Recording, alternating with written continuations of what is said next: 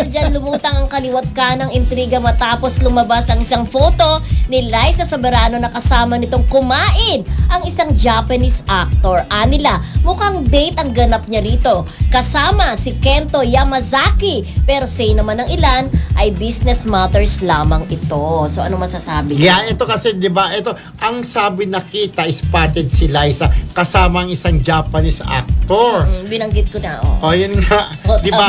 Yeah, kasi di ko na yung binasa para kasi pabati mga nanonood sa atin. Hello po. Na parang syempre, so ibig sabihin nga ang tanong, kung yan, naliling siya dyan, dahil alam mo naman ng mga Marisol, baka kita lang na may kasama, lalo na kung dalawa lang, isipin na may something na, di ba? Kagaya nga yung, ngayon nga, di ba?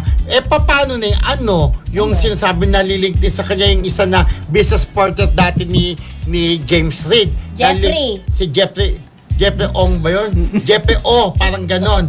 Diba? So, ito na natin, diba? Kapag may sagot, Jeffrey ni? Jeffrey nga, oo. So, tingnan natin kung sasagutin po to ni Liza kung sino yung Japanese actor na nalilink ngayon sa kanya na spotted sila sa New York City. Yeah. Baka nga, may gagawin silang project together. Since marami kasi siyang mini-meeting, di ba? Parang ngayon ang pagkakaalam ko, if I'm not mistaken, may bagong management na naman si Liza, di ba? So, correct. Abang-abang na lang tayo. At isa rin sa mga inaabangan, dagdag ko lang dyan, di ba nagsalita siya dati na gagawa daw sila ng pelikula ni Enrique Hill 2026, 2027. Yung serye. Hindi, movie. Movie daw ang gagawin nila. Okay.